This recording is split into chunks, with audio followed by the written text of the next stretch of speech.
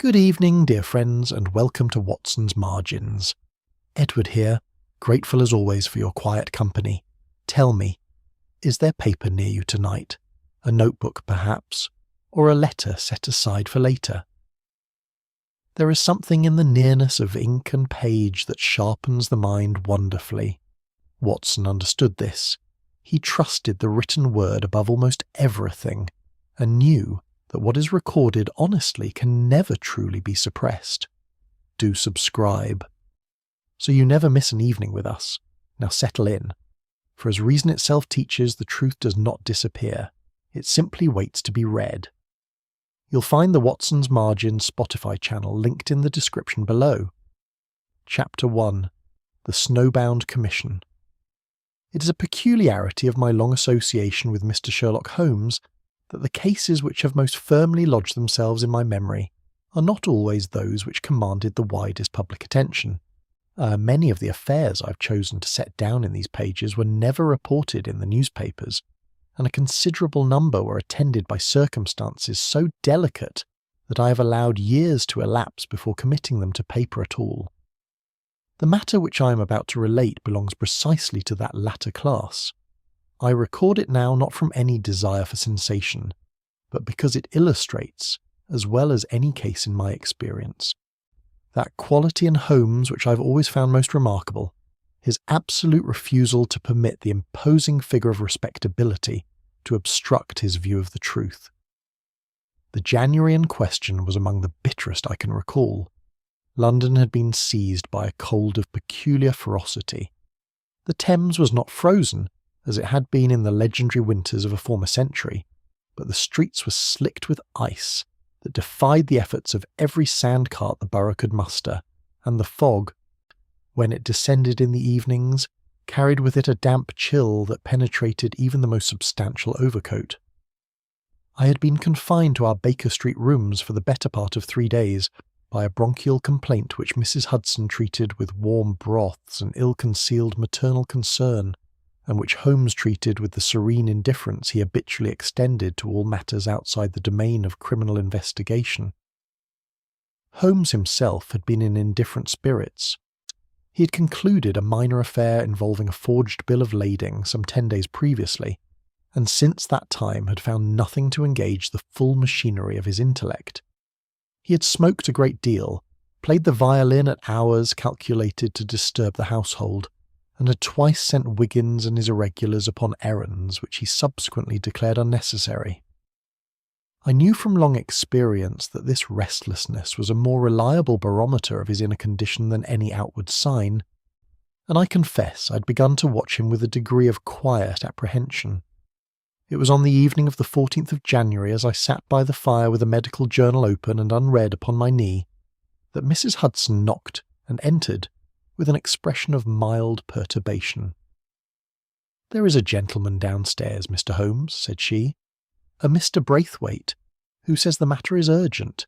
He is very wet, and his boots have made rather a mess of the hall." Holmes had been standing at the window, and peering through the frosted glass at the deserted street below. He turned at once with an alertness that told me the long period of inactivity had made him keenly receptive to any interruption. "Show him up directly, Mrs. Hudson," said he, "and if you would be so good, a pot of tea. The night is not hospitable." Our visitor proved to be a man of perhaps 45 years, lean and sharp-featured, with the kind of precisely trimmed whiskers that suggested a meticulous nature and a professional bearing.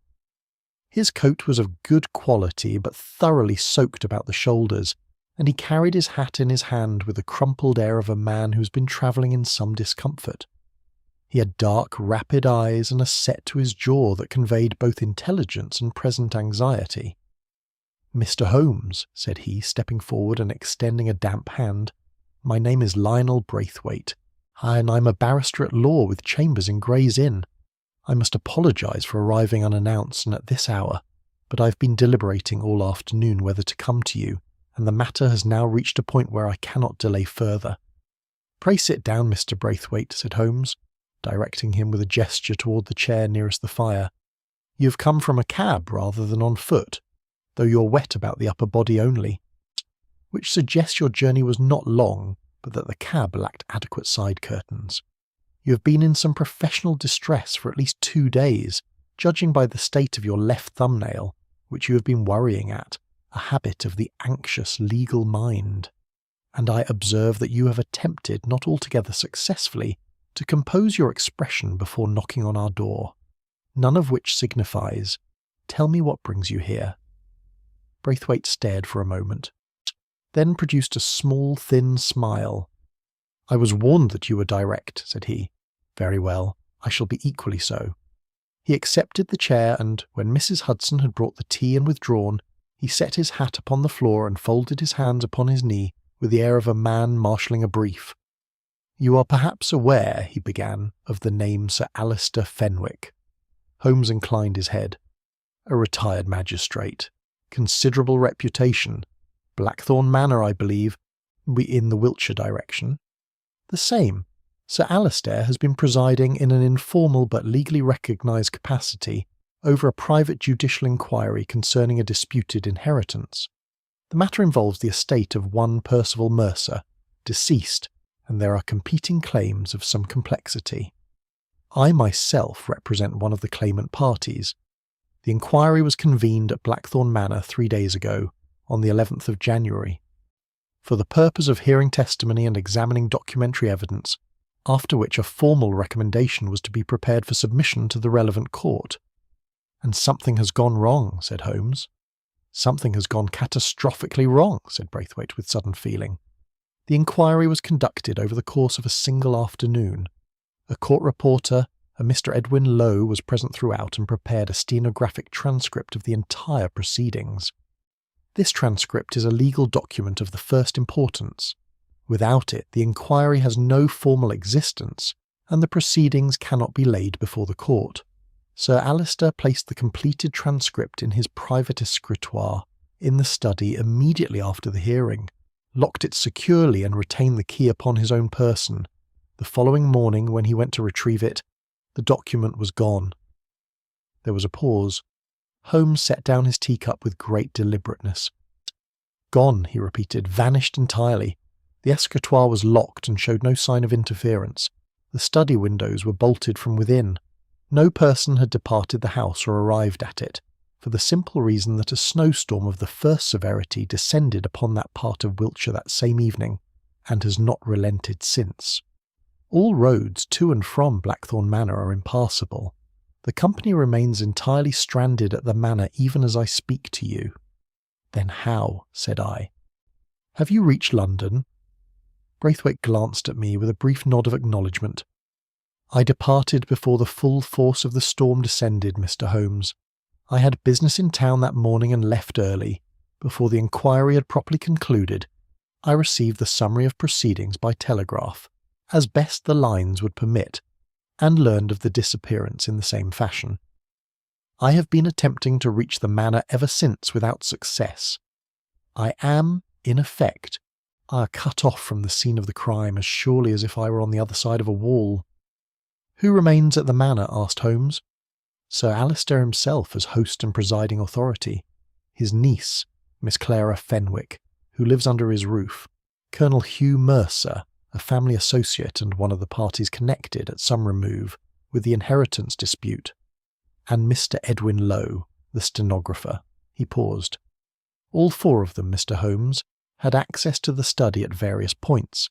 None Sir Alister is insistent that the document was secured, and that one of the remaining 3 must be responsible. He has sent word by telegraph requesting that I engage the best assistance available and attempt to reach the manor the moment conditions permit. And those conditions? The telegraph this evening reports a slight moderation in the snowfall. The local authority believes the principal road may be passable tomorrow morning with effort. A carriage could be arranged, I believe, with sufficient horses and some determination. Holmes rose from his chair and moved to the fireplace, standing with his back to it and his eyes fixed upon some middle distance only he could see. The inquiry cannot legally proceed without the transcript, he said. That being so, the suppression of the document, by whatever means, effectively halts the entire matter in its present position, pending resolution.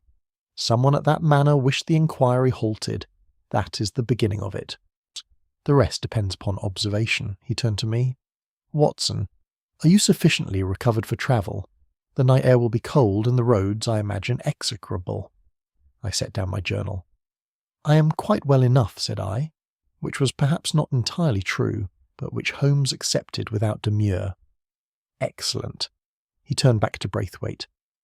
"We shall depart at first light, Mr. Braithwaite. I suggest you arrange horses and a reliable driver. Yet we will want to reach Blackthorne Manor as early in the day as possible, while the snow gives us its testimony undisturbed." He paused, and something in his expression sharpened almost imperceptibly. "We are confronted with a theft committed under conditions which suggest impossibility. That is a circumstance which, in my experience, commonly conceals the simplest mechanism."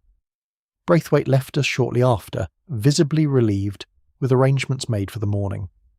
I watched Holmes pace the room for some time after our visitor had gone, his fingers knitted behind his back and his head bowed in the attitude of a man who has already begun to work upon a problem in earnest. "Holmes," I ventured, "what is your preliminary impression?" He glanced at me sideways. "I have no preliminary impression, Watson. I have a preliminary question. Why does a man who retains the only key to a locked box discover the following morning that the box is empty?" He paused.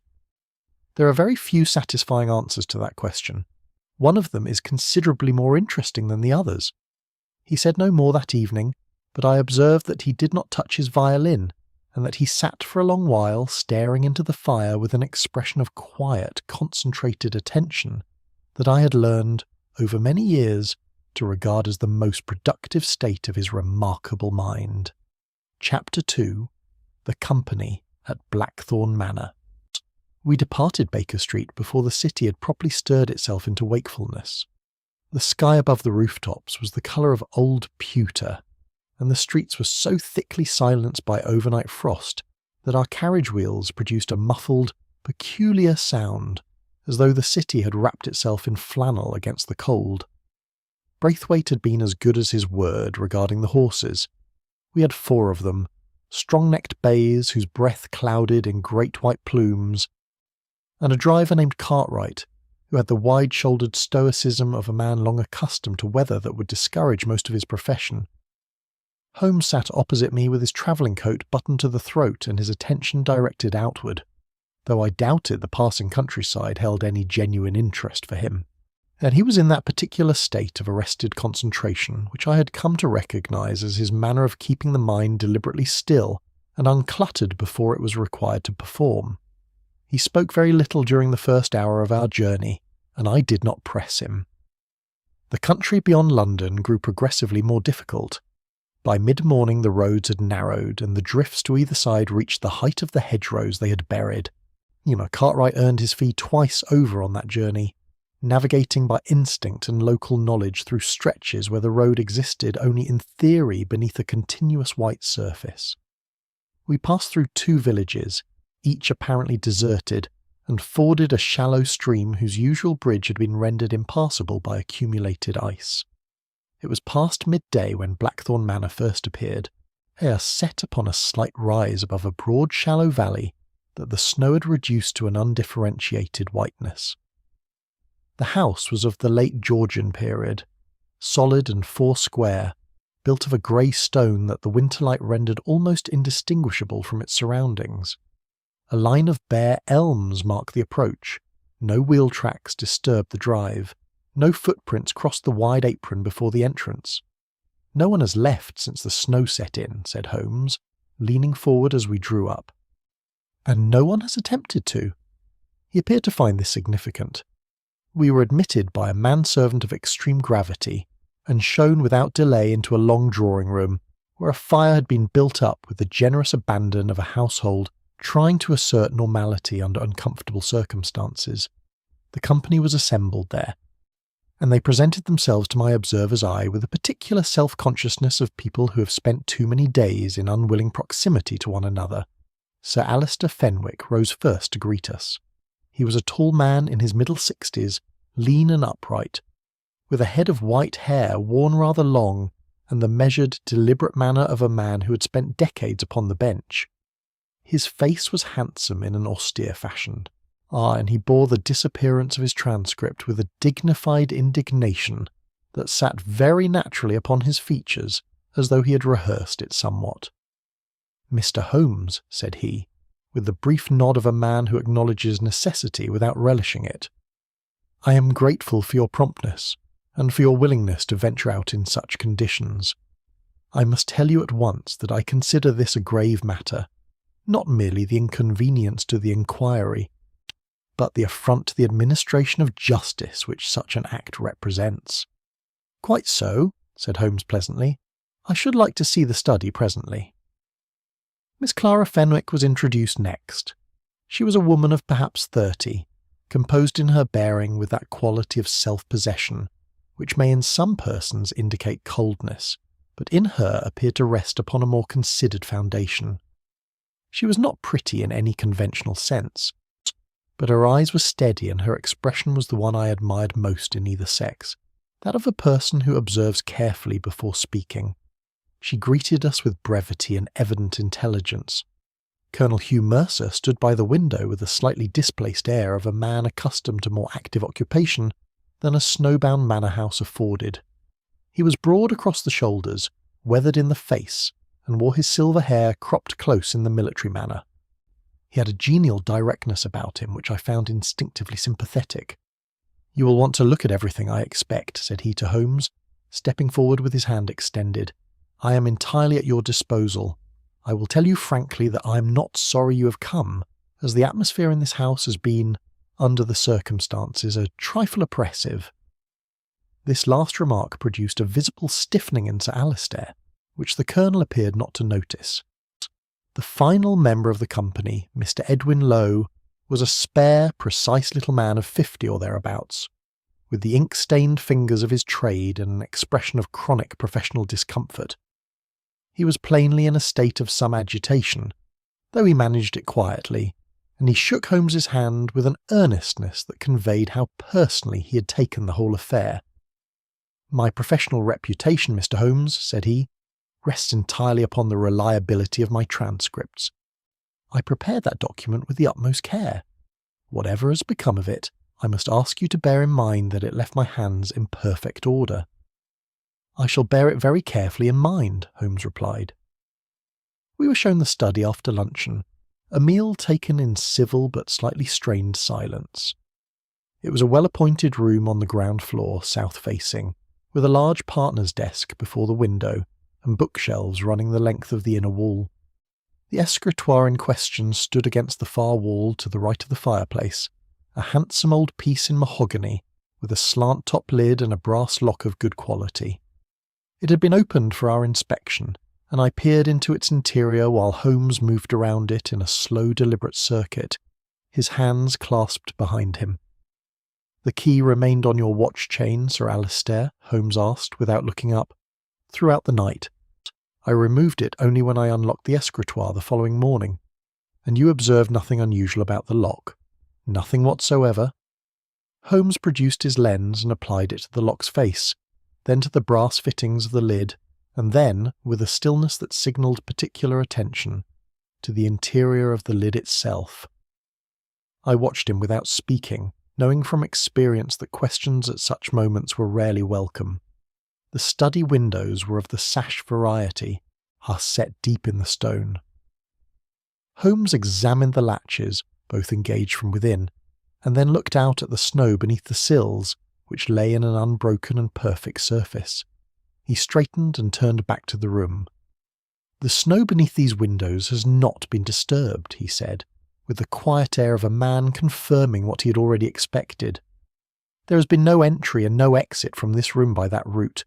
The lock shows no evidence of picking or forcing. And yet the transcript is not here." Sir Alistair inclined his head. "Precisely the difficulty." Holmes was quiet for a moment, and then he said a thing which puzzled me considerably at the time, though I did not say so. "Tell me, Sir Alistair, when you placed the document in the escritoire, was it folded once or twice?" The magistrate paused. A small hesitation, no more than a breath's worth. "Once," said he. "No, twice." I folded it to fit the interior dimension. Holmes nodded as though entirely satisfied and turned his attention to the blotting pad upon the desk. I saw nothing in the exchange to attach weight to, though I noticed, as we made our way back to the drawing room some time later, that Holmes's expression had acquired a particular quality of controlled alertness that I had seen before. It was the look of a man who has found, not an answer, he was up at the exact shape of the space where an answer ought to be. "Watson," he murmured at my shoulder as we passed into the corridor, "it is not always safe to assume that a thing was where it was believed to be." I did not fully understand him, but I was certain, as I had been certain many times before in his company, that he understood something which I did not yet, and that the understanding had already begun its quiet and methodical work. Chapter 3. The Impossible Removal. Holmes did not sleep well that night, or rather I suspect he did not sleep at all, though I cannot say so with certainty, as the room allocated to me at Blackthorne Manor was separated from his by the full width of the first-floor landing. What I can say is that when I descended to breakfast at 7:30 the following morning, he was already in the study, and had evidently been there for some time. His collar was not yet fastened, his hair was uncombed, and there was ash on the hearthrug which he had not produced himself, suggesting he had spent some portion of the early hours examining the grate. I helped myself to coffee from the sideboard in the dining room and carried a cup along to him. He accepted it without acknowledgment, which was, in Holmes's particular grammar of gratitude, a warm response. "I have been reconstructing the afternoon of the 11th, he said, without preamble. He still crouched before the escritoire with his lens in hand. "Walk with me through it." I settled into the armchair that faced the desk. Outside, the sky was a flat, uniform grey, and snow was falling again in thin, purposeful flurries that gave the windows the look of ground glass. "The inquiry concluded at 6:15, Holmes began. "We have that from Lowe, from Sir Alistair, and from Miss Fenwick, and all three accounts agree on the time without the slightest variation, which is itself mildly interesting. After the final testimony was recorded, Lowe assembled his papers and presented the completed transcript to Sir Alistair, who reviewed the final page. Miss Fenwick observed him doing so, and then placed the document in this escritoire. He tapped the lid of the piece lightly with one finger, locked it, retained the key. Dinner followed at 7 o'clock, in the dining room which is, as you have noted, at the opposite end of this floor. All of which accounts for the transcript being safely stored," I said. "Does it?" Holmes straightened and moved to the desk, where he stood looking down at the blotting pad. "The study was unused between the conclusion of the inquiry and the following morning. That is the received understanding, and I would not dispute it as an account of who entered the room. But I have been considering a slightly different question." He turned and looked at me with that expression of deliberate patience he adopted when leading me through a chain of reasoning he had already completed in his own mind. "The question of whether the document was in fact in the escritoire when it was locked." I set down my coffee. "You're suggesting Sir Alistair locked an empty box?" "I am suggesting nothing yet. I'm observing that no one witnessed the document placed inside the escritoire except Sir Alistair himself. Miss Fenwick saw him reread the final page. She did not see him fold the document, place it within, and turn the key. That sequence was unobserved. He moved around the escritoire once more and lifted the lid. "Now attend to this." I crossed to his side and looked where he directed. Along the inner surface of the slant lid, perhaps 2 inches below the upper edge, there was a faint smear of ink, dark and slightly glossy, of the kind left by paper that has been pressed against a surface before the ink has fully dried. "I noticed this yesterday," said Holmes. I said nothing, because I wished to consider its implications without the disadvantage of other people's opinions. The smear is at a height inconsistent with a document lying flat in the base of the escritoire. A folded transcript, placed horizontally in the bottom of this compartment, would lie well below this mark. The smear could only have been produced by a document held vertically, pressed, in other words, against the inside of the lid rather than resting in the base. Could it not have been caused by something else entirely? It could. It is not conclusive in itself, but combine it with this. He led me to the desk and indicated the blotting pad, which was of the broad, leather-cornered variety common to well-appointed studies. Look at the upper left quadrant. I looked. In that section of the pad, fainter than the general accumulation of ordinary blotting impressions, there were marks of a different character. Small, precise, abbreviated symbols arranged in a dense cluster, quite unlike the longhand impressions one would expect from a magistrate's correspondence. Shorthand, I said. Shorthand. Blotted from a document that lay face down on this pad for a considerable period. Long enough, and under sufficient pressure, for the impressions to transfer. A document lying on this desk after the hearing. Still on the desk, Watson, long after Sir Alister claims to have secured it. Holmes straightened. The ink smear tells us the transcript may have been pressed against the escritoire lid rather than placed inside it. The blotting pad tells us it remained on the desk surface for an extended time. These two observations do not yet constitute a conclusion, but they present a serious challenge to the established account of the evening. I turned this over in my mind. If the transcript lay on the desk all evening, I said slowly, then anyone with access to the study could have taken it. The question of the locked escritoire becomes irrelevant. Precisely. The impossibility dissolves. It was never an impossibility at all, it was an assumption. The locked box was assumed to contain the document because Sir Alister said it did. The real question is whether that assumption was warranted. He was quiet for a moment, gazing at the blotting pad, and then he said with a care that I recognised as deliberate understatement, "There is one further irregularity. You will recall that Lowe stated the transcript was bound with a red ribbon, which he tied himself before presenting the document to Sir Alister. I recall it. No ribbon has been found, not in the escritoire, not in the waste paper, not in the grate. A red ribbon is not a thing which vanishes unnoticed. If the transcript were removed by a third party in the ordinary course of a theft, the ribbon might be discarded anywhere in the house. But if the transcript were never placed in the escritoire, the ribbon would have remained with it, wherever it went. I was following him carefully now. And if the document were destroyed? Holmes looked up at me. Yeah, and in his grey eyes there was the particular quality of focused attention that I had come to regard as the closest he came to open feeling. Then the ribbon was destroyed with it, or separately at another time. He moved toward the grate and crouched before it once more. I examined this early this morning. The grate was cleaned after the inquiry, as it is cleaned each morning. But cleaning does not remove everything. There is a scrap of paper lodged beneath the left-hand fire dog which the brush could not reach. He extracted it with care, using the fire iron as a delicate lever. It was a fragment no larger than a visiting card, scorched around its edges but largely intact at the centre. The marks upon it were unmistakable, the dense, systematic symbols of stenographic notation. "Lowe's?" I asked. Holmes examined it for a long moment. "That," he said quietly, "is precisely what I am not yet certain of." He placed the fragment in his pocket-book with the careful deliberateness of a man preserving evidence he regards as central.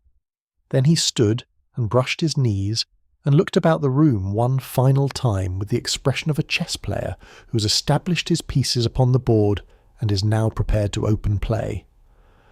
"I think," said he, "that it is time to speak with each of our companions individually, beginning, I believe, with Mr. Why, Lowe." He moved toward the door and then paused with his hand upon the frame as though a thought had struck him. "Watson, when a document disappears from a locked room, the natural impulse is to ask who could have taken it. I have instead been asking why it was necessary that it should appear to have been taken from a locked room." He paused. "The difference between those two questions is, I think, the whole of this case." He left me with that, and I sat for a moment in the cold, quiet study, looking at the blotting pad with its faint ghostly shorthand, and at the empty escritoire with its puzzling smear, and felt the particular sensation that Holmes's company so reliably produced, that of standing on solid ground which had just been shown, very gently, to be somewhat less solid than one had supposed. Chapter 4. The Faulty Assumptions. Holmes's interview with Edwin Lowe took place in the small morning room at the rear of the house, a modest chamber furnished with the practical cheerlessness of a room nobody particularly used. I was present throughout, seated to one side with my notebook, a role Holmes had long since assigned me in such interviews, and which I had come to regard as useful to both of us. To him, because a witness occasionally catches what a principal misses, and to me, because it afforded the opportunity to study Holmes's method at close range. Lowe arrived punctually and sat with his hands folded on the table before him, in the manner of a man presenting himself for examination. He was, as I had remarked the previous day, a precise individual, and his precision extended to his speech. He answered each question fully but without elaboration, as though every word represented a unit of professional expenditure to be carefully accounted for. Holmes opened gently. "Mr. Lowe, where I have no wish to cast any shadow upon your professional conduct, and I want you to understand that before we begin. My interest is in the document itself, its condition, its arrangement, and the manner in which it passed from your hands to Sir Alister's." Lowe inclined his head. "I am grateful for that assurance. I will tell you whatever I can. The transcript. How long was it? In pages." 14 pages in my hand. I write a compact shorthand, but the testimony was considerable in volume. The final page contained the last of Colonel Mercer's evidence, together with a summary observation from Sir Alister. "And you bound it with a ribbon. Red, I believe you said." "Correct. I carry a small supply of red ribbon for the purpose. It is my habitual practice to bind completed transcripts before presenting them. I tied it myself and handed the document to Sir Alister at precisely 17 minutes past 6. I noted the time in my pocketbook, as I routinely do. Holmes regarded him with quiet attention. Sir Alister examined it before securing it. He looked at the final page, yes, he appeared to read it. I assumed he was satisfying himself that the summary was in order. He then— Lowe paused and his brow contracted slightly. He thanked me and I withdrew. I did not observe him place it in the escritoire. "Did you witness the moment of locking?" "I did not." "No, I had already left the study." Holmes nodded slowly, as though this confirmed something he had been holding in reserve. "One further point. The final page of the transcript, the one containing Colonel Mercer's testimony and Sir Alister's summary. Would you describe the nature of that testimony?" Lowe considered for a moment. Colonel Mercer was questioned regarding correspondence between himself and the late Mr. Percival Mercer, his cousin. The testimony bore upon whether certain assurances given in those letters constituted a legally binding commitment affecting the disposition of the estate. His answers were, in my judgment, more substantive than he perhaps intended. Sir Alister appeared to listen to that portion with particular attentiveness. Holmes thanked him, and Lowe withdrew. For a moment Holmes said nothing, gazing at the empty chair with his elbows upon the table, and his fingertips pressed together beneath his chin. "The final page," I said. "The final page, always the final page." He rose abruptly. "Come, I want to look at the escritoire once more before we proceed." We returned to the study. Holmes moved directly to the escritoire and opened it fully, propping the lid at its furthest extent. He applied his lens to the inner surface of the lid with renewed concentration, working from the upper hinge to the base of the panel in a series of methodical sweeps. I watched him without interruption. After several minutes he straightened and pointed to the ink smear we had examined that morning. "You see it lies approximately 7 inches below the upper edge of the lid interior." He measured with his extended thumb and forefinger. A document folded twice, as Sir Alister latterly claimed, would clear this height by some margin when the lid was brought down upon it. But a document folded once, longer, therefore, when lying in the base, might just reach this height if pressed upward as the lid was closed. He paused. "Provided it were placed with its folded edge uppermost rather than in the natural manner." "An awkward placement," I said. "An unnatural one," which raises the question of whether it was accidental or deliberate. He closed the lid gently. "But there is a third possibility. The smear was produced not by the transcript at all, But by something else entirely, some other paper document pressed against this surface on some other occasion, in which case the smear is irrelevant to our inquiry. Then how do we determine which? Holmes crossed to the desk and leaned over the blotting pad once more. By attending to the convergence of evidence rather than the isolation of any single piece. The smear alone proves nothing.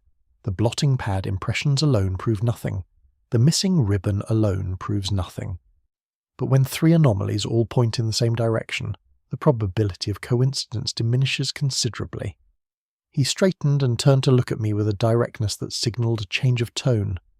"Watson, I want you to attend carefully to what I am about to say, because I shall not repeat it outside this room until I am prepared to state it as a conclusion. The physical evidence as presently assembled suggests to me that the transcript was not placed in the escritoire on the evening of the 11th. It remained on the surface of this desk for a period of time after the hearing, time enough to produce the blotting impressions we have seen, and was subsequently subjected to at least partial destruction in this grate. The scorched fragment I recovered this morning is shorthand, but it is not Lowe's hand." I stared at him. "Whose hand? Oh, then? That's what I must establish. But the formation of the characters is different from the abbreviated style used by a trained court reporter.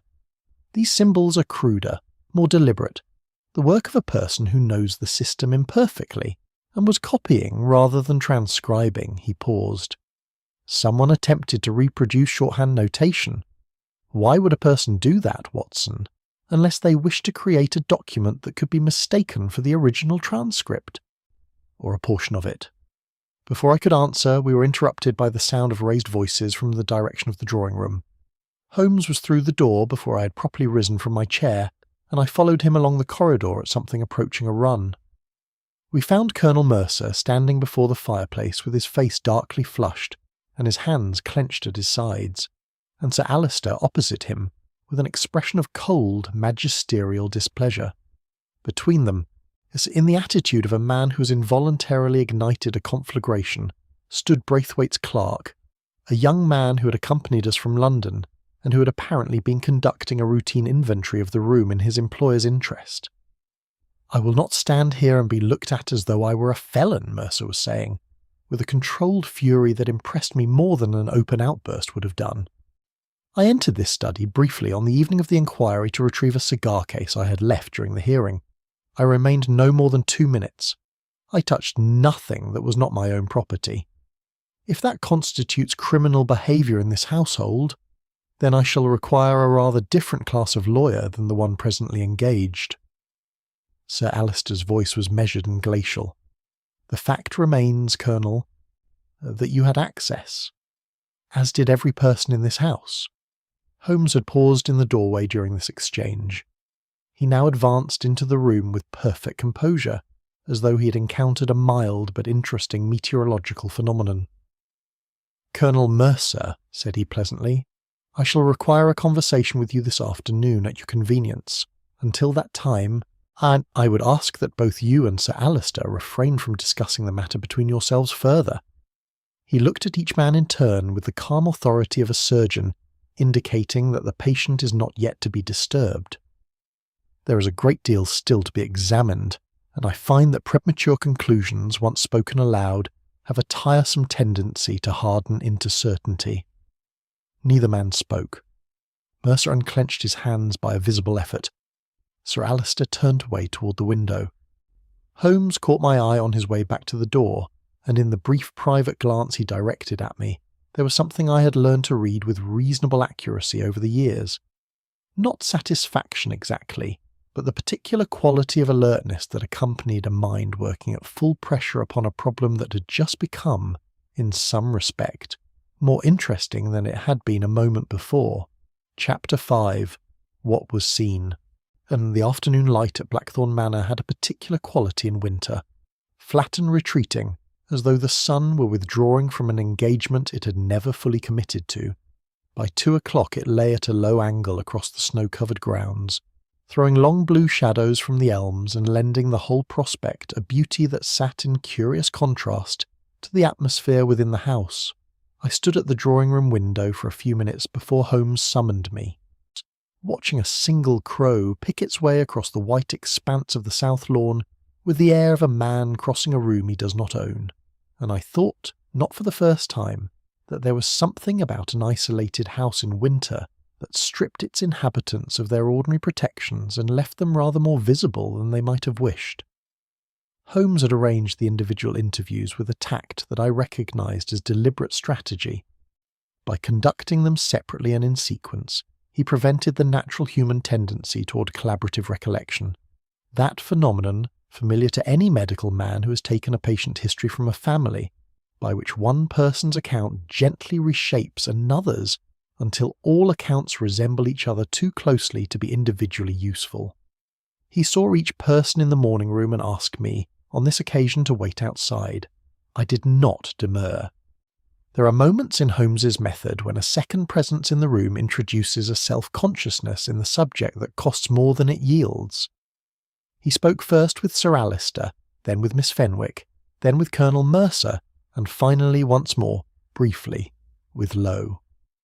When he emerged from the last of these conversations, he came directly to where I was waiting in the corridor and stood for a moment in silence, looking at the middle distance with an expression of quiet concentration that I had learned to leave undisturbed.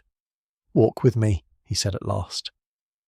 We moved along the ground floor corridor toward the rear of the house, where a glazed passage gave onto the kitchen gardens and the cold white geometry of the kitchen garden walls. The passage was unheated and our breath clouded before us, but Holmes appeared not to notice. "Tell me what you would expect," he said as we walked. If 4 people witnessed a simple sequence of events, a man reading a document, folding it, placing it in a box and locking it. "I should expect broadly consistent accounts," I said. "Some variation in detail, but agreement on the substance." "You would be right to expect it. And yet in this case, of the 4 people present at the conclusion of the inquiry, not one of them saw the complete sequence.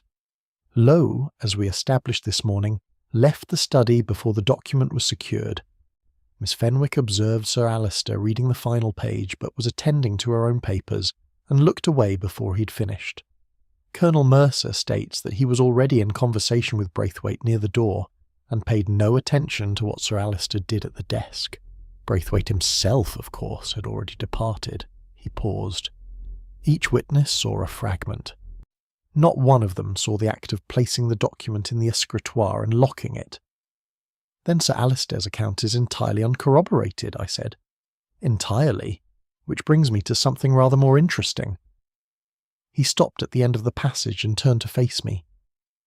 "When I asked Sir Alister this afternoon to describe what he saw when he placed the transcript in the escritoire, he said, and I want you to attend carefully to the precise wording, that he recalled seeing the document lying in the interior before he brought the lid down. I waited. He did not say he placed it there. He said he recalled seeing it there. Memory, Watson, is an accommodating servant to dignity. It arranges the furniture of the past to suit the requirements of the present." He resumed walking, more slowly now. Miss Fenwick's account was more specific in one respect. She told me that Sir Alister paused for a considerable time at the desk after reading the final page. Longer than she would have expected for the simple act of folding a document and securing it. She put this down to the magistrate's habitual deliberateness. I put it down to something else. He was reading it again, or doing something to it. Holmes turned at the end of the passage and we retraced our steps. Miss Fenwick is an observant woman. She is also, I think, rather more aware of what occurred that evening than she has yet found it appropriate to say. She's loyal to her uncle by instinct and by circumstance, which is natural enough. But her loyalty has not induced her to fabricate. She has simply been selective. The pause she described was longer than she wished to convey. You pressed her on it. I noted it and moved on. There are moments when pressing produces less than patience. A brief pause. Some Colonel Mercer was the most straightforward of the 4, which is consistent with what I've observed of his character generally. He saw nothing of significance from where he was standing, heard the magistrate's footsteps crossing the room, and assumed the ordinary conclusion of business. He is, however, in financial difficulty. That much I satisfied myself of this morning.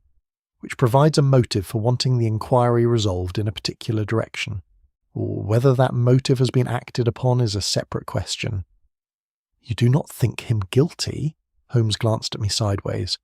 I have not yet formed a view that I am prepared to call a conclusion. I have formed several views that I hold provisionally, pending what the physical evidence will or will not confirm. He stopped again, this time before a framed watercolour of the manor itself that hung in the corridor, a summer view, all green and sunlit warmth, in so remote from the present reality of the house as to seem almost satirical. What I can say with reasonable confidence is this. No one saw Sir Alister place the document in the escritoire. The physical evidence suggests the document remained on the desk surface after the hearing. The fragment in the grate is shorthand not written by Lowe, and the ribbon with which the transcript was bound has not been found. 4 anomalies, I said, all pointing the same way. Pointing toward the same general territory at least. The precise destination within that territory remains to be established. He began walking once more. There is one observation from this afternoon which I have not yet mentioned and which I want you to hold in mind. When I asked Colonel Mercer what he heard during those final minutes in the study, his own words were that he heard the magistrate pacing. Not the creak of the escritoire lid, not the click of the lock. Pacing. I turned this over. A man who had just secured a document would not pace, I said slowly. He would have no reason to. A man with a decision still unmade might. Holmes's voice was entirely level. A man who had read something that disturbed him, and who stood at his desk considering what to do about it, might pace for quite some time before he made up his mind. We had reached the drawing-room by this point, and voices within indicated that the household was gathering for tea. Holmes put his hand to the door and then checked himself. One further thing. Lowe confirmed to me this afternoon that he retains his original shorthand notes in his pocketbook. All 14 pages, in his own hand, complete and unaltered. A brief stillness. If the transcript were to be irrecoverably lost, that pocketbook becomes the only remaining record of what was said in this room on the afternoon of the 11th. He looked at me steadily. I have advised Lowe quietly to keep that pocketbook upon his person at all times until this matter is resolved. He opened the door. The warmth and ordinary social sounds of the drawing-room met us, and I followed him in with the particular sensation that had become familiar to me over the course of this investigation, that of a picture coming into focus with a slowness that was itself illuminating, each detail sharpening not in isolation, but in relation to all the others, until the shape of the whole began dimly but unmistakably to emerge. Chapter 6. Hidden Movements. That evening at dinner, the conversation at Blackthorne Manor achieved the remarkable quality of being simultaneously general and entirely about one subject. Sir Alister spoke of a case he had presided over some years previously involving a disputed will, drawing parallels with the present inquiry in a manner that was, I thought, rather too studied to be wholly spontaneous. Colonel Mercer responded with a soldier's directness on the subject of legal complexity, and then Miss Fenwick sat at the corner of the table attending to both men with the composed patience of a woman who has long since learned to take the measure of people from what they do not say. Lowe ate sparingly and spoke not at all. Holmes, beside me, applied himself to the food with the appetite of a man who treats meals as fuel rather than occasion, and contributed to the conversation only twice, once to ask Sir Alister a question about the history of the manor that interested nobody, and once to compliment Mrs. Anstey, the housekeeper, on the quality of her soup, which appeared to gratify her considerably. Afterward, when the company had dispersed to their various corners of the house, Holmes disappeared entirely for the better part of 2 hours. I occupied myself in the drawing-room with a volume I had found on Sir Alister's shelves, and did not trouble myself wondering where he had gone. Long experience had taught me that Holmes, in full investigative motion, was best left to his own navigation, and that accounting for his whereabouts during such periods was an exercise in imagination rather than knowledge. He would account for himself in his own time with his own economy of explanation. He reappeared at 9:30. stepping quietly into the drawing room and settling himself in the chair opposite mine with a deliberateness that told me he had something to report and was choosing the moment for it. "I have been examining the servants' routine," he said, without introduction. "Specifically the patterns of movement on the morning of the 12th, when the transcript was discovered missing." I set down my book. "The housemaid Ellen opens the downstairs rooms at 6:30. She cleans the grates, sustened, lays the fires, and draws the curtains in a fixed sequence that she has followed without variation for 3 years. Her sequence runs from the drawing room, through the dining room, to the study." He paused. "She therefore entered the study at approximately 20 minutes to 7 on the morning of the 12th. She found it cold and undisturbed. The grate had not been used since the previous morning. She noted the absence of fresh ash, and the escritoire was closed. She noticed nothing unusual. On the contrary, she told me, when I spoke with her this evening in the kitchen, that she noticed nothing unusual at all, which is of itself instructive." I looked at him. If a document had been burned in that grate during the night, a document of 14 pages, even partially, there would have been ash. Not a great quantity, but detectable. The grate showed none, which means that whatever was burned in that grate was burned before the previous morning's cleaning. That is to say, on the evening of the inquiry itself, the 11th. The implication settled over me with a quiet weight. The same evening Sir Alister claims to have secured the transcript. The same evening! Holmes stretched his legs toward the dying fire. Now! The servants also confirmed to me that Miss Fenwick entered the study the following morning at approximately 8 o'clock, carrying the morning correspondence for Sir Alister, as was her habit. Sir Alister was at breakfast. She placed the letters on the desk and withdrew. He glanced at me. "She told me she did not touch the escritoire. I believe her. But she did remain in the room for slightly longer than the simple act of depositing letters would require. Mary, the parlour maid, passed the study door in the course of her own duties, and observed the door standing open, and Miss Fenwick within, standing quite still. Not reading, not moving, standing. I thought of the woman at dinner, her steady eyes and composed manner, as though she were thinking, or looking, or both." Holmes was quiet for a moment. "I do not believe Miss Fenwick took the transcript, but I believe she may have entered that study with a question, and that whatever she saw, or did not see, there that morning gave her, if not an answer, then at least a direction in which to look for one." He rose without further comment and moved to the hearth, crouching before it with the ease of a man for whom such positions are entirely natural. He studied the grate for a moment, then reached in with the iron and nudged aside the residue of the evening's fire. From beneath the left firedog he had already retrieved the shorthand fragment on our first morning. There was nothing new there, but Holmes's attention had moved to the surround of the hearth itself, the flat stone shelf above the grate, where, in many country houses, odds and ends accumulate between the attentions of the housemaids. Along the inner edge of this shelf, protected from easy view by the slight overhang of the mantelpiece, there was a thin scattering of ash. Holmes examined it with his lens, then turned and looked at me with an expression that combined thoughtfulness with something very like satisfaction. "Pipe ash," he said. "Sir Alister smokes a straight-stemmed briar, as you will have noticed. The ash is consistent in colour and texture with the tobacco he uses, a dark Virginia blend, rather coarser than the average." He set down the lens. A man standing before this fireplace, smoking his pipe. A man watching something burn. I thought of Mercer's description from the previous day's interviews, the sound of the magistrate pacing. A man who had read something that disturbed him, Holmes had said. A man with a decision still unmade. "He stood here that evening," I said, "after the hearing. The ash did not accumulate there by itself, and it was not disturbed by Ellen's cleaning because it lies beyond the range of her brush, and she had no occasion to lean inward." He replaced the iron carefully.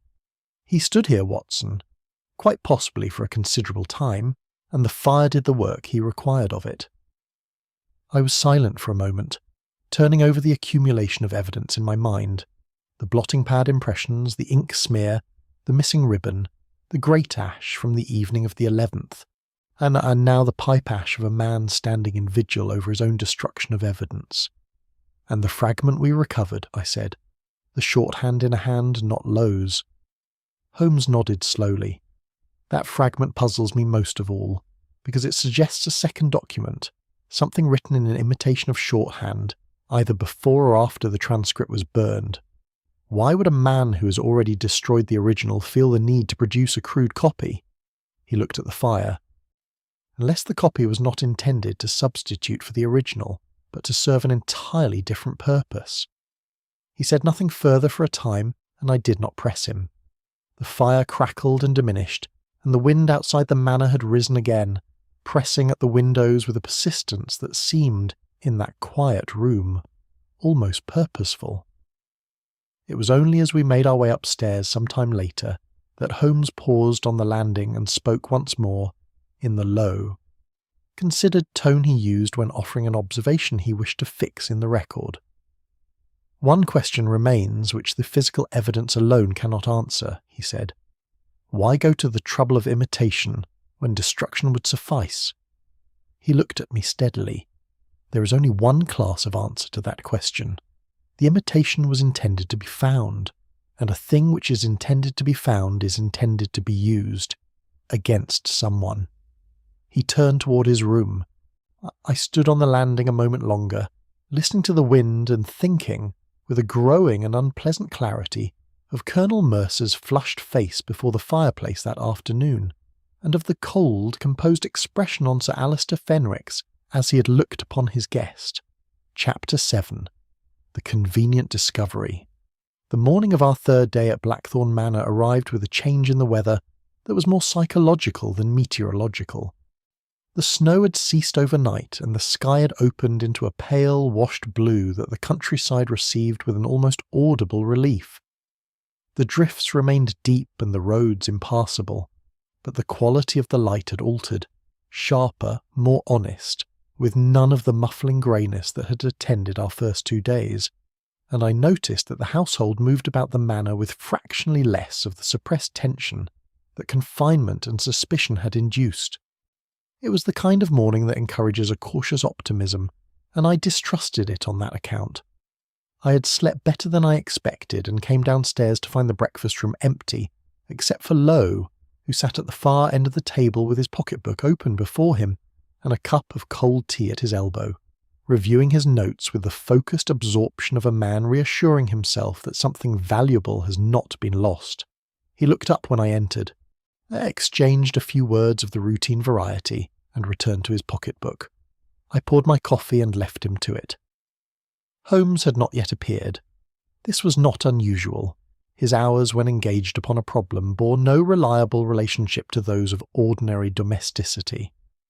I took my coffee to the morning room and occupied myself with correspondence I had been neglecting since our departure from Baker Street, and it was there that Braithwaite's clerk, young Fenn, and a capable and rather colourless young man who had spent most of his time at the manor making inventories and copying notes, found me at 9:30 with an expression of startled excitement that sat oddly upon his habitually composed features. "Mr. Holmes is wanted in the study, Dr. Watson. Mr. Braithwaite, that is, I myself," he recollected himself. "I have found something. I think it is rather important." I followed him to the study, where the principal members of the household had assembled with the rapidity that suggested Fenn had communicated his discovery with more noise than discretion. Braithwaite stood at the bookshelves to the left of the fireplace, with the expression of a man who has just pulled a winning card from an unshuffled deck. Sir Alister occupied his position near the desk with a dignified gravity that I had come to recognise as his default expression whenever events seemed to confirm his preferred version of them. Colonel Mercer was at the window. Miss Fenwick stood slightly apart from the others near the door, and it was she, rather than any of the more animated figures in the room, who held my attention for a moment. She was watching her uncle with a stillness that was distinct from the stillness of mere composure. Holmes came in behind me and stopped just inside the door.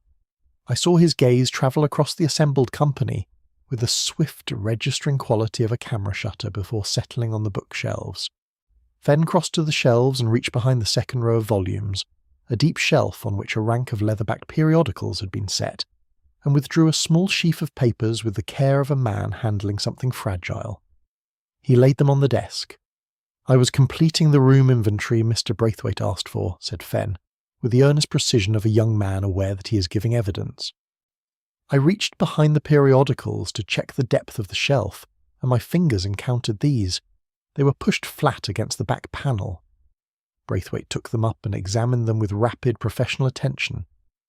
After a moment he looked around the room with controlled but visible triumph. "Gentlemen," said he, "these are pages of the transcript, 4 pages in Mr. Lowe's hand." He glanced at the stenographer who had appeared in the doorway, containing, if I am not mistaken, the latter portion of Colonel Mercer's testimony. The effect of this announcement distributed itself around the room in ways that were individually instructive. Lowe moved forward at once to examine the pages with the urgent proprietary interest of a craftsman presented with his own work. Sir Alister allowed himself a small, controlled relaxation of the shoulders. Mercer's face at the window underwent a brief sequence of expressions: surprise, calculation, and then a darkening indignation that succeeded one another too quickly to be entirely natural, and yet too genuinely felt to be wholly performed. "I did not put those there," he said. His voice was level, but had the tight, careful quality of a man keeping himself in hand. Sir Alister turned toward him. "Colonel, the pages contain testimony recorded in your own words. They were found hidden in a room to which you admitted entering on the night of the disappearance. I collected a cigar case. I touched nothing on those shelves. The document tells a rather different story." Sir Alister's tone had acquired the measured, terrible patience of the bench. "It records that you gave assurances to your cousin Percival which, if correctly transcribed, would materially prejudice your position in the inheritance dispute. A man with reason to suppress testimony is a man with reason to remove the transcript in which it appears. Holmes, throughout this exchange, had not moved from his position just inside the door. He had his hands in his pockets and was looking at the pages on the desk with an expression that I initially interpreted as detached assessment, but which, on closer observation, was something subtler, the look of a man who is watching a performance whose script he has already read. Mercer appealed to him directly. "Mr. Holmes, I ask you plainly, do you believe I hid those pages?" Holmes did not answer immediately. He crossed to the desk and picked up the pages with both hands, holding them with the practised care he applied to all physical evidence. He examined each page in turn, spending rather longer on the 4th than the others, and then set them down. "The pages are in Mr. Lowe's hand," he said. "Of that there is no question." He looked at Lowe. "Are they consistent with your transcript?" Lowe had been studying them over Holmes's shoulder. "The hand is mine. The content—" He hesitated. "The content is broadly consistent with what I recorded, though I cannot verify every phrase without my original notes." Naturally, Holmes set the pages down and stood back. "A convenient discovery," he said, in a tone of perfect neutrality. Sir Alister looked at him sharply. "I am not certain I follow your meaning. I mean precisely what I said. The discovery is convenient. The timing is convenient. The location is convenient as a shelf deep enough to conceal documents, examined this morning by a thorough young man when it has not apparently been examined during the preceding days." He paused. "Convenient facts have a tendency to demand closer examination than inconvenient ones, in my experience. An inconvenient fact resists us. A convenient one accommodates us. And accommodation, in my profession, is frequently a form of deception." He said it without drama, almost conversationally, and then moved toward the door with the unhurried air of a man concluding a brief errand. At the threshold he paused. "I should like those pages to remain on the desk, undisturbed, until I have had the opportunity to examine them further. And I would ask that no conclusions be communicated to anyone outside this room until I have completed my inquiries." He looked at Sir Alister with a directness that was absolute and yet entirely civil. "I expect to be in a position to speak plainly by this time tomorrow." He withdrew. I followed. and as I pulled the study door close behind me, I heard, from within, the sound of Mercer's voice resuming its controlled protest, and of Sir Alister's silence receiving it with the ungiving patience of a stone wall. In the corridor, Holmes was already several paces ahead, walking with a purpose that told me something had shifted in his understanding. I caught him at the turn. "You do not believe those pages were hidden by Mercer," I said. "I believe," Holmes replied without breaking his stride, "that I know exactly how those pages came to be behind those periodicals. What I require now is one further piece of evidence to convert a near certainty into a demonstrable conclusion." He glanced at me briefly. "Fortunately, I know where to find it." Chapter 8. The Confession. I didn't sleep easily that night. The wind had returned after sunset, not with the driving force of the earlier storm, but with a low, persistent application, and it found every gap in the manor's old stonework with the methodical thoroughness of an unwelcome guest conducting a search. I lay awake for some time listening to it, and turning over the accumulated evidence in my mind with the unsatisfying sensation of a man who has been given all the pieces of a mechanism but lacks the particular knowledge that would tell him how they fit together. Holmes had said he knew where to find the final piece of evidence. He had not elaborated, and I had not pressed him. He had spent the remainder of the afternoon in a manner that was, even by his standards, opaque, disappearing for an hour to some part of the house he did not name, returning briefly for tea with the composed satisfaction of a man who's completed a necessary task, and then retiring early with the remark that he intended to think, and that company would interfere with the process. I had dined with Lowe, who ate in silence, and Miss Fenwick, who maintained a conversation about nothing of substance with a skill that commanded my respect, and had spent the evening in my room with my journal and my speculations for company. By the time I came down to breakfast the following morning, the matter had moved without me. Colonel Mercer was already in the dining room when I arrived, standing rather than sitting, with a sheet of paper before him on the table, and an expression of the particular exhausted resolution that I had seen once or twice before on the faces of men who have been carrying a difficult thing and have decided finally to set it down. He looked up when I entered, and there was something in his look, not guilt, not quite relief, but a compound of the two, that told me what had happened before he said a word. "I have written a statement," he said. "I asked Fenn to witness it, and I shall give it to Sir Alister this morning." He paused. "I imagine you will want to know its contents." I sat down and he remained standing, which I suspected was deliberate. The posture of a man who is confessing something, and wishes to do so on his feet. He had, he said, entered the study on the evening of the inquiry, not merely to retrieve a cigar case, as he had originally claimed, though the cigar case had indeed been his reason for going.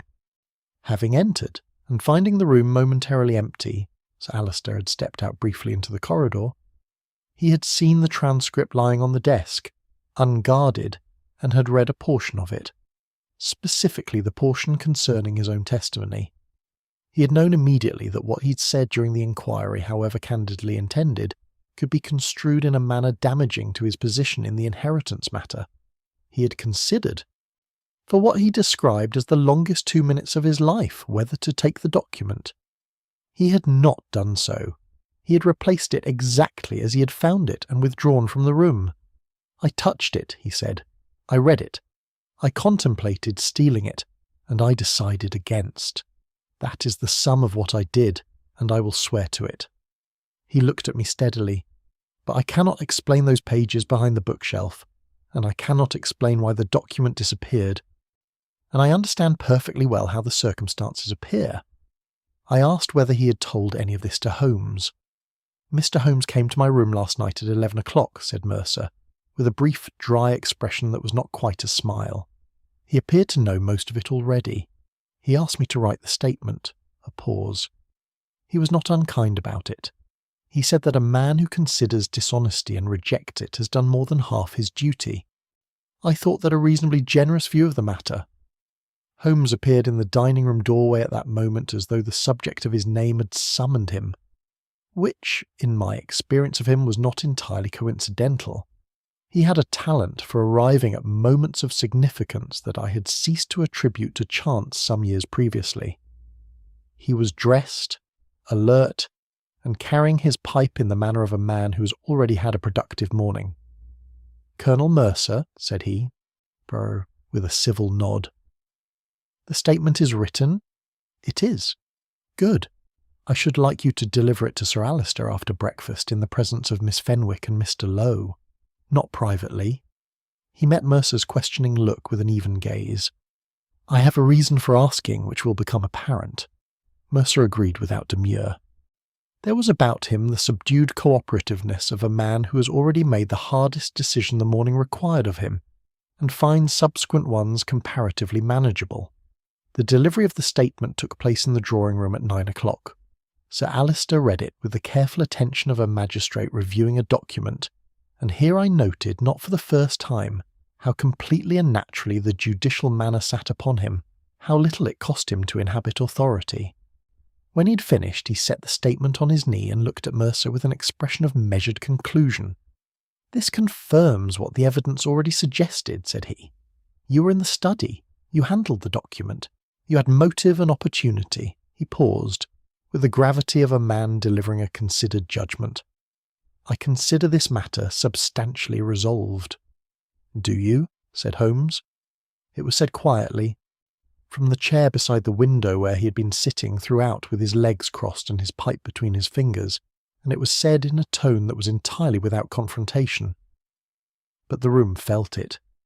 Miss Fenwick looked at him. Lowe looked at him.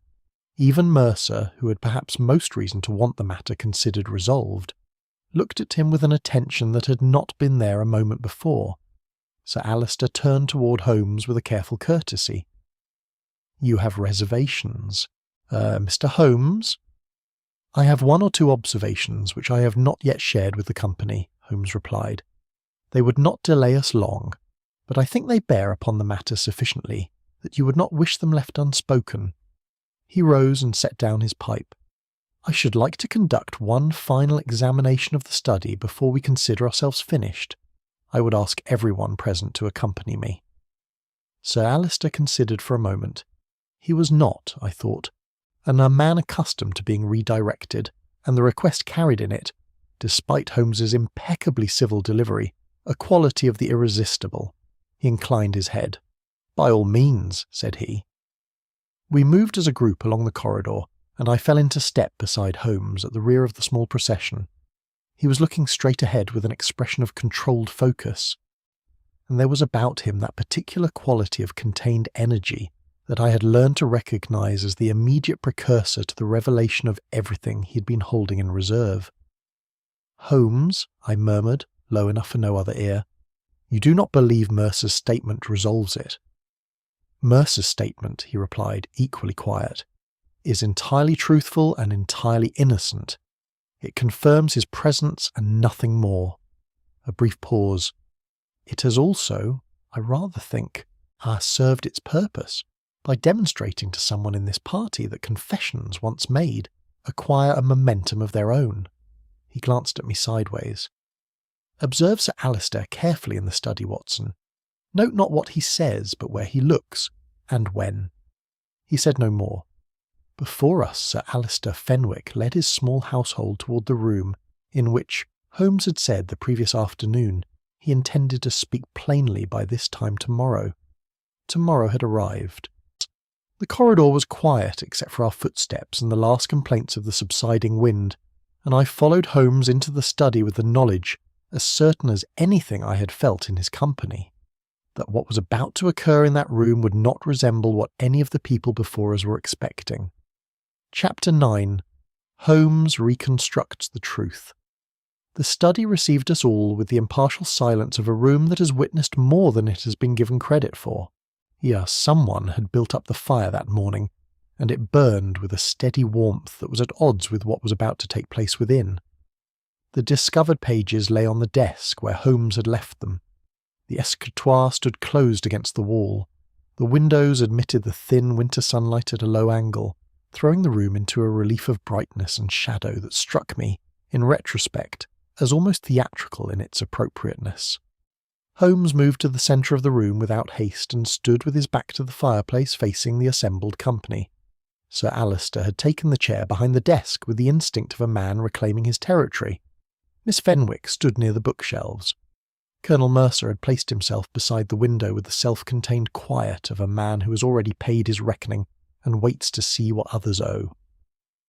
Lowe occupied the chair nearest the door, near his pocketbook closed upon his knee.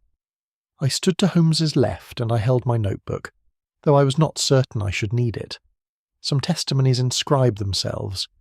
Holmes began without preamble and without theatrics, in the measured, even tone he used when the facts he was presenting were sufficiently dramatic to require no assistance from his manner. "I want to take you through the evening of the 11th of January, he said. "Not as it has been presented to us, but as it occurred." No one spoke. The inquiry concluded at 6:15. The testimony was complete, the transcript prepared, the ribbon tied. Mr. Lowe presented the document to Sir Alister, who read the final page. That final page contained Colonel Mercer's testimony regarding correspondence with his late cousin. Testimony which, as Mr. Lowe has confirmed, was more substantive in its implications than the Colonel perhaps intended. It bore directly upon the disposition of the estate, and it contradicted a position which Sir Alister had already, in private, committed himself to supporting. Sir Alister's expression did not change, but something in the quality of his stillness altered, as a pond alters when something beneath its surface shifts. "Sir Alister is a man of considerable standing and long public service," Holmes continued. "He is also a man who had made a private promise regarding the outcome of an inquiry he was presiding over. That promise was not illegal in its formation, but its fulfilment, were the transcript to reach the court, would have been impossible to reconcile with the testimony it contained. He understood this within moments of reading the final page." Holmes turned to the escritoire. He did not place the transcript in the escritoire that evening. The document remained on this desk after the hearing concluded. While Sir Alister stood here, he indicated the hearthrug, and smoked his pipe and considered his position. The pipe ash above the fire-dog is his. The blotting impressions on the pad behind me were produced by the transcript lying face down on this desk for an extended period, long enough and under sufficient pressure to transfer the shorthand symbols through the paper. A document that has been locked in an escritoire does not blot itself onto the surface beneath it. Miss Fenwick had looked away toward the window. Mercer was watching Holmes with a fixed attention that had nothing in it of self-interest. At some point that evening, having reached his decision, Sir Alister committed the transcript to the fire. Not entirely. The document was 14 pages of close shorthand, and a domestic grate will not consume such a volume without residue, which is why Ellen found no ash the following morning. The burning was not complete. Some portion was destroyed, some portion survived. The fragment I recovered from beneath the fire-dog was not destroyed, because the brush could not reach it.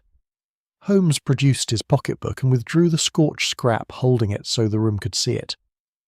"This is shorthand, but it is not Mr. Lowe's shorthand. The hand is cruder, and the symbols less fluent. The work of a man who knows the notation imperfectly, and was rendering it from memory or from a reference, not from dictation." Lowe leaned forward and looked at the fragment with his professional eye. "That is not my hand," he said quietly. "I can say so without reservation." "Quite so. Because Sir Alister wrote it. Having burned the original, or the greater portion of it, he required a substitute, not to replace the transcript, which was irrecoverable, but to serve a different purpose entirely." Holmes set the fragment on the desk and looked directly at Sir Alister for the first time. He required evidence against Colonel Mercer. The fire crackled. Outside, a branch shed its load of snow against the window with a soft percussion. "The pages found yesterday behind the periodicals are genuine. They are in Mr. Lowe's hand. They contain authentic testimony. They were not hidden there by Colonel Mercer, who has neither the temperament for such calculation nor, on the evidence available, any knowledge of what those pages contained before they were read aloud in this room. They were placed there by Sir Alister, At some point between the conclusion of the inquiry and the morning of the 12th, for the purpose of being discovered at a moment of his choosing, and of directing suspicion toward a man whose financial difficulties made him a plausible candidate for the theft of a transcript that might damage his interests. Sir Alister's voice, when it came, was controlled and very quiet. "This is an extraordinary accusation." "It is an accurate one," Holmes replied, with equal quiet. The ink smear on the interior of the escritoire lid was produced not by the transcript being placed inside, but by Sir Alister pressing the lid closed against pages that had been placed within it temporarily, to create the appearance of an escritoire that had been used for storage. The smear's position is consistent with this action, and inconsistent with a folded document lying in the base, the ribbon with which Mr. Scarce.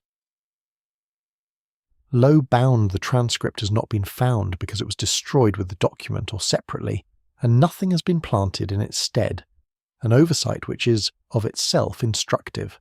A man composing a false scene for others to discover attends to the large things.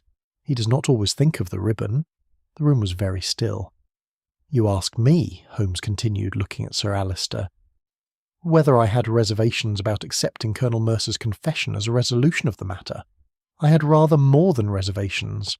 I had, by that point, a complete reconstruction of the evening of the 11th, which admitted of no other interpretation consistent with all the physical facts." He paused. "You relied upon respectability as a disguise, Sir Alister. A magistrate's word against a soldier's word, a judge's authority against a debtor's vulnerability, and a well-arranged scene to confirm what circumstance alone might not. Unfortunately for you, physical facts possess no reverence. The ink does not defer to rank. The ash does not lie out of courtesy. They simply are what they are." For a long moment Sir Alister Fenwick sat entirely motionless behind his desk, behind the desk of the study in which he had stood alone on the night of the 11th, with the fire before him and the transcript in his hands and a decision to make. He was, in that moment, neither the magistrate nor the host, nor the dignified figure of public service, but simply a man facing the irreversible consequence of a choice he had already made. When he spoke, it was without looking at anyone in the room. "I should like," he said, "to speak with a solicitor." Miss Fenwick made a small sound that was not quite anything, and turned further toward the window. Colonel Mercer let out a long, slow breath. Lowe sat perfectly still with his pocket-book upon his knee, looking at the floor. Holmes said nothing further. He had said everything that required saying, and he understood, as few men understood it as well, that there are moments when silence is the only dignified response to the completion of a truth, and that adding to such a moment is as graceless as speaking during the final bars of music. I closed my notebook. The fire burned on, steady and indifferent, and the winter light moved almost imperceptibly across the floor of the room. Chapter 10. The Transcript Restored. The thaw came slowly, as true thaws always do, without announcement or apology. Over the 2 days that followed Holmes's reconstruction in the study, the drifts that had sealed Blackthorne Manor from the world lost their clean edges and began to settle and subside, and the lane that connected the house to the main road reappeared in sections, as like a thought returning to a preoccupied mind. By the morning of our 5th day the roads were passable for a careful driver, and by afternoon the first carriage from the village had reached the house, carrying, by arrangement that Holmes had made by telegraph the previous evening, a representative of the county constabulary and a solicitor of Braithwaite's recommendation. The interval between Holmes's reconstruction and their arrival had been, in its own fashion, mian shaks din moor, as instructive as anything that had preceded it. Sir Alister had retreated to his room on the morning of the reconstruction, and had not appeared at meals. Miss Fenwick had managed the household in his absence with the quiet authority of a woman stepping into a space that had always, in some practical sense, been hers to occupy.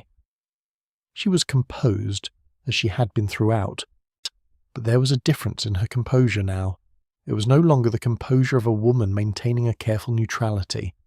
but of one who has been relieved of a weight she had been carrying without quite acknowledging its existence. On the evening of the third day, she came to the morning room where Holmes and I were sitting after dinner and asked if she might speak with us. Holmes indicated the chair across from him with a gesture of invitation. "I owe you an explanation," she said, seating herself with her hands folded in her lap. "Or perhaps not an explanation. You appear to have required very little assistance in that direction, but an acknowledgement." "You're under no obligation to me," Holmes said. "I am under an obligation to accuracy," she replied, with a precision of phrasing that reminded me of Lowe at his most professional. "I told you I did not touch the escritoire on the morning I delivered the correspondence. That was true. But I did not tell you why I went to the study at all that morning beyond the correspondence, which was in any case a habit and required no decision." Holmes waited. "I went because I had heard my uncle in the study late the previous night. Not footsteps in passing. He was there for a considerable time, and I heard the sound of the fire being attended to at an hour when the fires are not attended to. I thought nothing of it that night, but in the morning, when the transcript was reported missing, I remembered. I went to the study to look at the grate." She paused. "There was nothing to see. It had been cleaned, but the fire iron had been replaced incorrectly, the wrong way about, as though it had been used and returned in haste. My uncle is a meticulous man. He does not replace implements incorrectly." A brief stillness. I did not know what to do with that knowledge. I told myself I might be wrong. I told myself the consequences of being right were very grave. I told myself various things, none of them particularly creditable. She looked at Holmes directly. "I should have told you at once." "You have told me now," Holmes said, "and your account confirms what the physical evidence had already established, which is not nothing." He regarded her for a moment with an attention that was, I thought, more sympathetic than his usual manner of observing people. "The difficulty of your position was real, Miss Fenwick, and I do not underestimate it. Loyalty and honesty are not often in opposition, but when they are, the resolution requires a kind of courage that is none the less genuine for being quiet." She thanked him without excess and withdrew, and Holmes returned to his pipe without comment, which was, I had come to understand, his way of indicating that a thing had been handled properly and required no further attention. The legal authorities, when they arrived, were efficient and measured in their conduct. Holmes gave his account with the concision he always brought to formal statements, presenting the physical evidence in the sequence of its discovery, and leaving his conclusions to speak for themselves, which they did with considerable clarity.